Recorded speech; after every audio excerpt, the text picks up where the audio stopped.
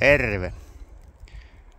Olisiko teillä hetki aikaa puhua parireen tuunaamisesta, tuommoisen tukkiparireen tuunaamisesta jonkinasteiseen tavaran kuljetukseen ja ehkä jopa pienimuotoiseen henkilökuljetukseen. Eli mulla on tässä tämä tukkireki, millä minä olen noita rankoja ajanut tuolta metästä tähän tienvarteen. Ja nyt tässä on pilkkikausi starttaamassa, niin siihen pitäisi jonkinlainen rekka kehitellä tuohon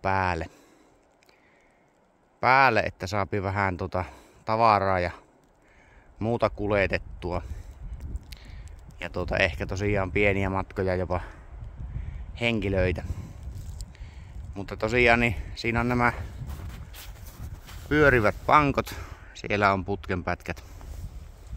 Takana sama homma. Nuo pyörii ihan tuossa ympäri. Niin tuohon päällehän se jonkinlainen reteli pitää kehitellä, mutta vielä ei ole ihan kirkastunut ajatus, että miten minä sen tuohon värkkäilen. Ja näitähän on ihan kaupallisiakin tuotteita, mutta tämä on sen verran vanha tukkireki, että en ainakaan ihan heti ole huomannut, että tähän passaisi mitoiltaan nuo kaupalliset vehkeet, niin mahtaa olla helpoin, että sen tuolle vähälle käytölle mihin se tulee, niin tekee itse. Ja samalla pystyy vähän kahtelemaan tätä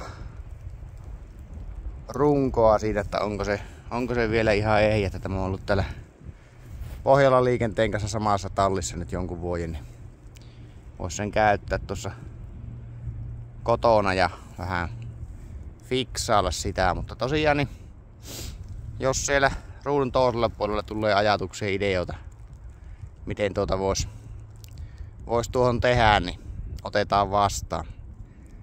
Elikkä omalla pajalla ei ole kempinliimaa käytössä, mutta se on ehkä mahdollista järjestää jonkinlainen hitsaushomma. Mutta tosiaan tuossa on tommoset putkenpätkät, mihin ehkä pystyy sen ripustuksen kehittelemään ja sillä tavalla, että se rekka myötäilee tämän reen kulkua. Nythän tämä on, vaikka näinkin pitkä on, niin ihmeen notkia tuolla metässä menemään, kun ne laittaa nuo ketjut ristiin, niin se seuraa tuo takakelekka tätä etukelekka menoa. Mutta tosiaan niin tässä olisi tämmönen jonkinlainen projekti. Eli siinähän on aisassa nytkä ja pyörivät nuo etu- ja takapankko. Mutta saa heitellä kommenttikenttää ideoita ja ajatuksia, niin tästä voisi tehdä semmoisen